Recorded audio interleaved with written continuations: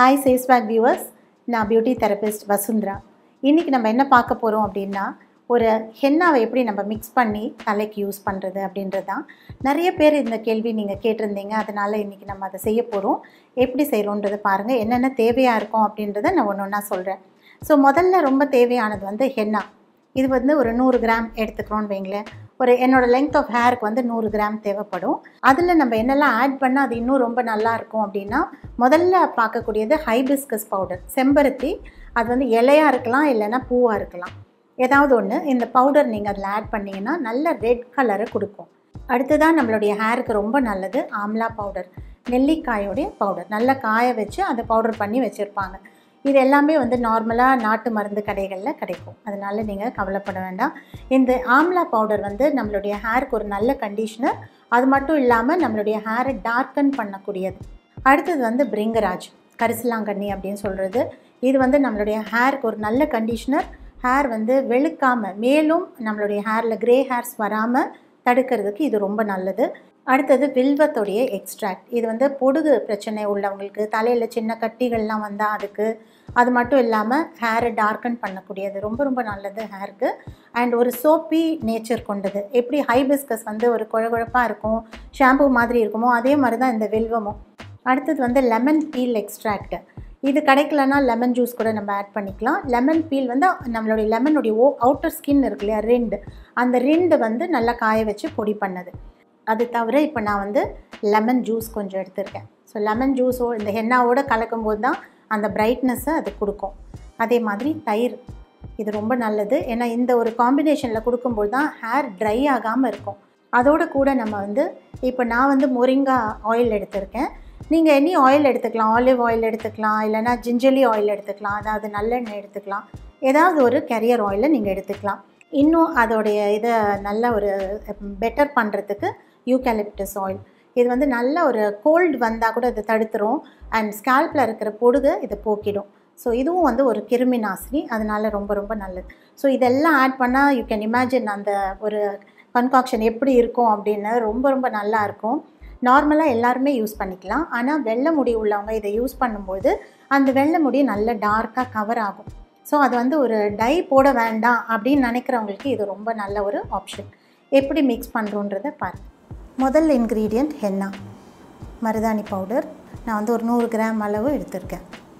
Hibiscus powder, செம்பருத்தியோடைய பூக்கள்லேருந்து எடுத்த பொடி.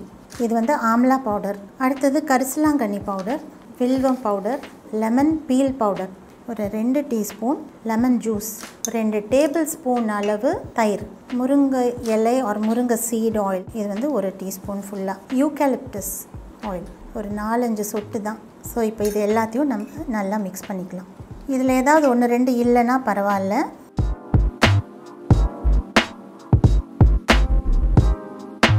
தண்ணி ஆட் பண்ணும்போது கொஞ்சம் கொஞ்சமாக ஆட் பண்ணிக்கலாம். சின்ன ஒரு இரும்பு கடாய் எடுத்து அதில் மிக்ஸ் பண்ணுறேன்.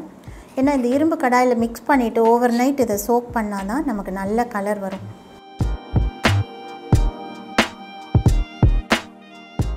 இது வந்து அப்ளை பண்ணால் கீழே கொட்டாத அளவுக்கு இருக்கணும், இல்லைன்னா ரொம்ப கஷ்டமாக இருக்கும் அப்ளை பண்ணுறது. இது தலைக்கு மட்டும் இல்லை, ஸ்கேல்ப்லேயும் படலாம், முடியிலையும் நல்லா படலாம். ரெண்டுத்துக்குமே நல்ல ஒரு கண்டிஷ்னர் இந்த ஹென்னா. அப்ளை பண்ணி பாருங்கள், ரொம்ப நல்லாயிருக்கும். பொடுகு போயிடும், முடி நல்லா வளரும். வெள்ளை முடி அதிகமாகாமல் தடுக்க முடியும்.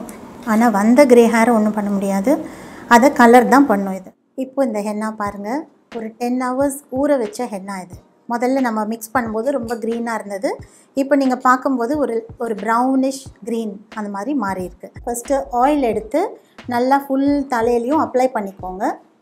எந்த எண்ணெய் வேணால் யூஸ் பண்ணலாம். அதாவது நல்லெண்ணெய், தேங்காய் எண்ணெய், ஆலிவ் ஆயில், ஆல்மண்ட் ஆயில், ஏதாவது ஒரு கேரியர் ஆயில் எடுத்து நல்லா உங்களுக்கு தலையிலையும் முடியிலையும் கொஞ்சம் அப்ளை பண்ணிவிடுங்க. ஓகே, ஸோ அந்த பேஸ் இருக்கணும்.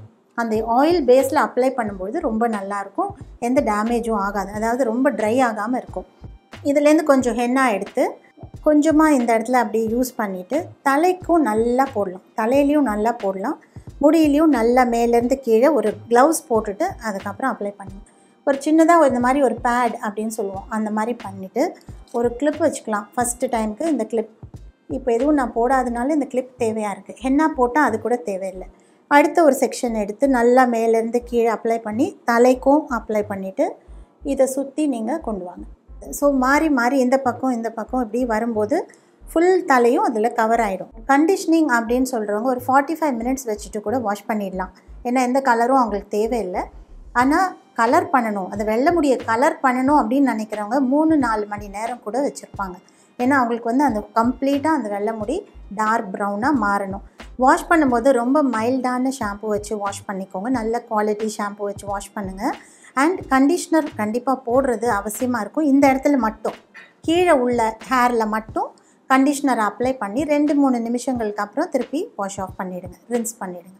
ஸோ இந்த மாதிரி பண்ணிங்கன்னா உங்களுக்கு கலரும் நல்லாயிருக்கும்.